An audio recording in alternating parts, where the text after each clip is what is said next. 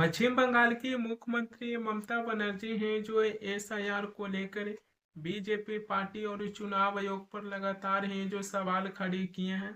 मगर विपक्ष हैं जो एसआईआर को लेकर हैं जो सवाल पूछते हैं, तो इस पर चुनाव आयोग को जवाब देना चाहिए। मगर चुनाव आयोग से ज़्यादा बीजेपी के नेता ही एसआईआर को लेकर हैं जो विपक्ष को जवाब देते हैं। ममता बनर्जी हैं जो देश की गृह मंत्री अमित शाह को सबसे खतरनाक हैं जो बता दिए हैं। पश्चिम बंगाल की मुख्यमंत्री ममता बनर्जी हैं जो ये भी कहें कि गृह मंत्री अमित शाह की आंखों में दहशत है। अगर आप देश की गृह मंत्री अमित शाह की एक आंख देखिएगा तो एक आंखों में दुर्योधन, तो दूसरी आंखों में दुशासन है जो दिखाई देगा। बीजेपी पार्टी जहां राम को लेकर है जो जिक्र करते हैं, लेकिन दूसरी तरफ ममता बनर्जी हैं जो महाभारत में दुर्योधन और दुशासन को लेकर जिक्र करते हुए ये भी कहें कि देश की गृह मंत्री अमित शाह की दोनों आंखों में दुर्योधन और दुशासन है जो नजर आती है। ममता बनर्जी हैं जो स्पेशल इंटेंसिव रिवीजन यानी कि मतदाता सूची की विशेष गहन पुनरीक्षण को लेकर कहें कि माओ और बहनों की अधिकार हैं जो छीन लेंगे। पश्चिम बंगाल में चुनाव के दौरान है जो बीजेपी पार्टी दिल्ली से पुलिस है जो लाएंगे। ममता बनर्जी हैं जो महिलाओं से ये कहें कि अगर किसी का नाम कट गया है तो आपके घर में आपकी किचन में जो बर्तन है इनसे लड़िए, वोटर लिस्ट से किसी के नाम ना कट जाए। महिला है जो आगे आकर लड़ेगी और महिला के पीछे हैं जो पुरुष रहेंगे। ममता बनर्जी हैं जो ये भी कहें कि 2026 विधानसभा चुनाव से पहले एसआईआर का एक राजनीतिक हथियार है जो बनाया गया है।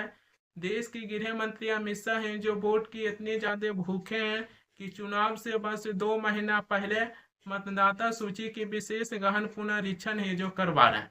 ये सवाल अभी की अभी है जो बना हुआ है कि क्या मतदाता सूची की विशेष गहन पुनरीक्षण क्या चुनाव आयोग है जो करवा रहे हैं या फिर बीजेपी पार्टी के तरफ से मतदाता सूची की विशेष गहन है जो हो रही है। ये संदेह अभी तक है जो बना हुआ है। ममता बनर्जी है जो आगे ये भी कहें कि पश्चिम बंगाल में मतदाता सूची की विशेष गहन पुनरीक्षण हो रहा है, लेकिन अभी तक हमने एसआईआर का फॉर्म है जो नहीं भरे हैं। ममता बनर्जी हैं जो ये कहें कि क्या दंगाई पार्टियों के सामने भी हमें भारत की नागरिकता है जो साबित करना होगा। बीजेपी पार्टी को दंगाई पार्टी है जो बता दिए हैं कि हम ऐसे दंगाई पार्टियों के सामने हैं जो भारत की नागरिकता साबित है जो नहीं करेंगे। एसआईआर को लेकर ममता बनर्जी हैं जो कहें कि इससे बीजेपी को फायदा है जो पहुंचाया जा रहा है। ममता बनर्जी हैं जो केंद्र पर बंगालियों को बांग्लादेश बताकर डिटेंशन कैंप में भेजने का भी आरोप हैं जो लगाए हैं कि दिल्ली में बीजेपी समर्थन अफसरों को भेजा जा रहा है जो जिला अधिकारियों को निगरानी है जो कर रहे हैं। अगर पश्चिम बंगाल से किसी को भी बाहर निकाला जाता है तो हम उनको वापस लाएंगे, क्योंकि पश्चिम बंगाल के मामला है जो अलग है। ममता बनर्जी हैं जो एसआईआर को लेकर लगातार हैं जो विरोध कर रहे हैं। दूसरी तरफ देश की गृह मंत्री अमित शाह हैं जो ये भी कहें कि ममता बनर्जी हैं जो मतदाता सूची की विशेष गहन पुनरीक्षण को लेकर इसलिए विरोध कर रहे हैं क्योंकि ममता बनर्जी हैं जो घुसपैठियों को वोट हैं जो पाना चाहते हैं। टीएमसी के तरफ से मतदाता सूची की विशेष गहन पुनरीक्षण को लेकर हैं जो विरोध कर रहे हैं, इसका जवाब बीजेपी के नेता उनको दे रहे हैं।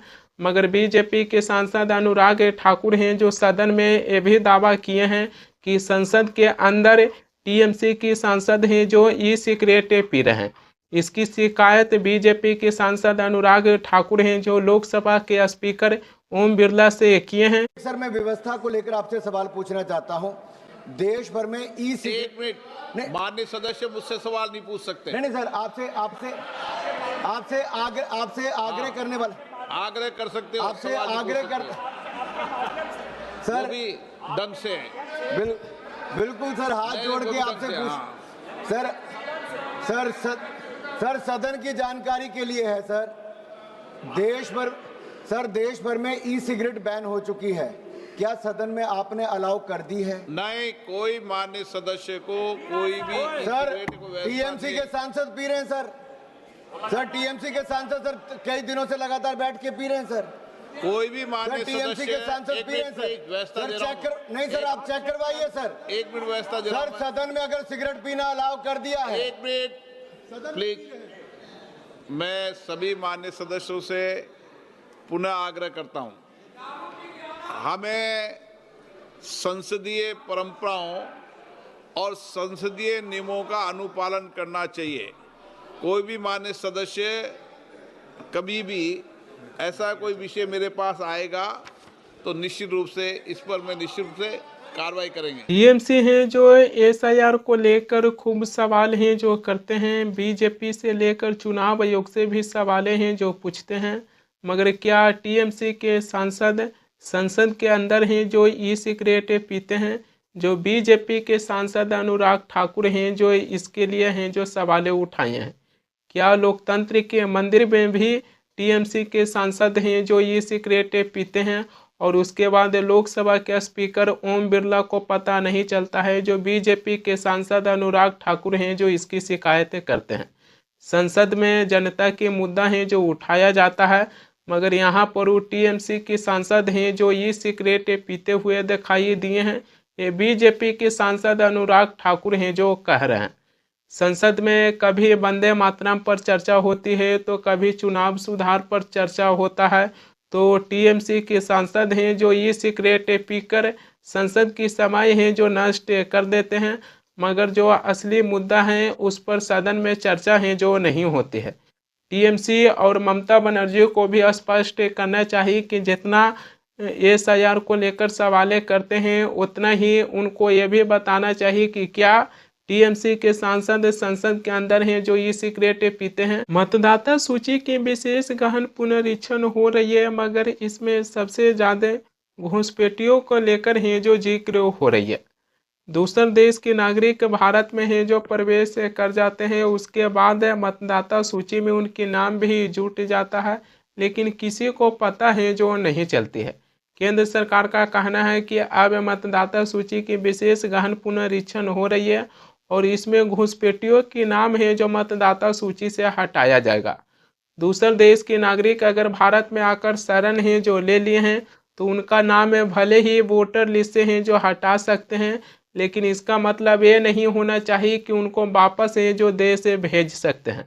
अमेरिकी राष्ट्रपति डोनाल्ड ट्रंप हैं जो भारत के नागरिक के साथ किस प्रकार हैं जो बर्बरता दिखाकर भारत में है जो डिपोर्ट किए थे। जो राष्ट्रपति जैसा भारत सरकार को ऐसी नीति है जो नहीं अपनाना चाहिए। भारत सरकार है जो घुसपैठियों को भी ठीक से पहचानने में है जो चूक किए हैं। दरअसल गर्भवती महिला सोनाली खातून और उनका बेटा और परिवार के अन्य सदस्यों को दिल्ली पुलिस ने जो 18 जून 2025 को रोहनी इलाके से अपनी हिरासत में लेते हैं।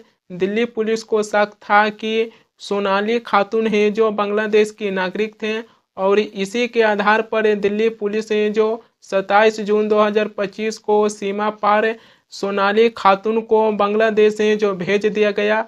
उसके बाद बांग्लादेश की पुलिस ने जो सोनाली खातून को गिरफ्तार है जो कर लिया।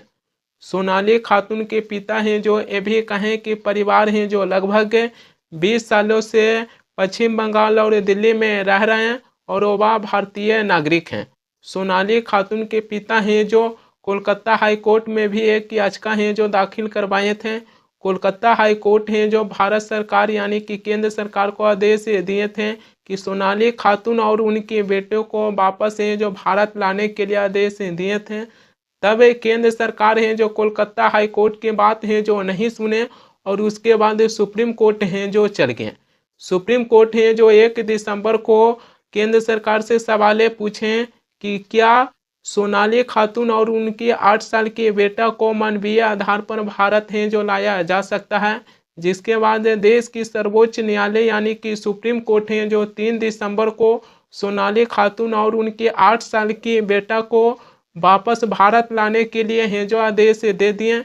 मगर सवाल ये आ जाती है कि यहाँ पर भारत सरकार है जो घुसपैठियों को ठीक से है जो पहचान नहीं कर पाए और जो भारत के नागरिक थे उनको भी बांग्लादेश के नागरिक होने की शक के आधार पर वापस है जो बांग्लादेश से भेज दिया गया था। आज सोनाली खातून है जो वापस भारत आ गई हैं उन्होंने ये भी कहे थे कि बीएसएफ हैं जो ज़बरदस्ती हमें बांग्लादेश में हैं जो धकेल दिए थे, वहाँ लगभग 2 महीनों तक भूखे प्यासे हैं जो भटके थे। एक कहानी सोनाली खातून की थी, जिनको बांग्लादेश की नागरिक होने की शक के आधार पर उनको वापस जो बांग्लादेश भेज दिया गया था, लेकिन अब वो सुप्रीम कोर्ट की मदद से वापस जो भारत आ गए हैं।